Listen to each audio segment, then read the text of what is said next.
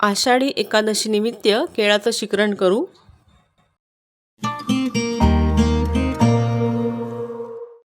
नमस्कार मंडळी, welcome to निराली माय चॅनल।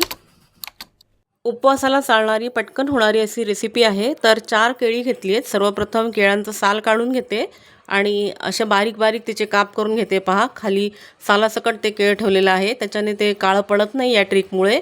आणि अशाच पद्धतीने बाकीचे केळांचे मी काप करून घेते आहे आणि बाउलमध्ये सर्व काप हे आता घालते आहे। पहा, आणि केळाचं शिकरण पटकन आणि छान उपवास असेल किंवा आपल्याला खायची इच्छा असेल तेव्हा आपण करू शकतो। निराली बाई चॅनलवरचे इतरही रेसिपीचे आणि इन्फॉर्मेटिव्ह व्हिडिओज आहेत, आपण ते नक्की पहा। बेल आयकॉनही दाबा, म्हणजे नवीन व्हिडिओचं नोटिफिकेशन आपल्याला पाहायला मिळतील।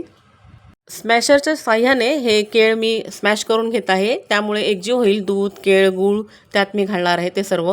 तर अर्धी वाटी गूळ त्यात घातलेला आहे, गूळ चिरून घेतलेला आहे मी, आणि त्यामध्ये अर्धा चमचा वेलची पूड साखर घालून ती कुटून घेतलेली ती घातलेली आहे।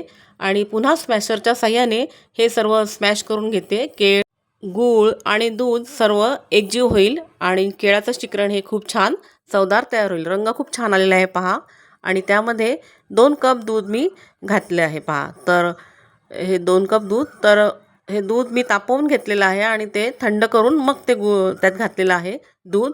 त्यामध्ये 2 चमचे दुधावरची साय ती घातलेली आहे, त्यामुळे शिकरण हे खूपच छान चवदार तयार होणार आहे।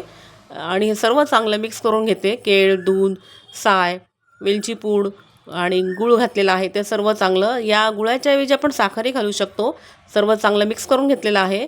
आणि त्यावरती आणि केळीचे हे जे काप आहेत बारीक बारीक ते वरतून मी घातलेले आहेत, आणि बदामाचे गार्निश करून ते बदामाचे काप ते सुद्धा मी वरतून घालणार आहे। तर हे हलवून चांगलं बाउलमध्ये आपण सर्व करू शकतो आणि खूप छान अशी पटकन होणारी डिश आहे। तर हा व्हिडिओ कसा वाटला कमेंट करून नक्की सांगा।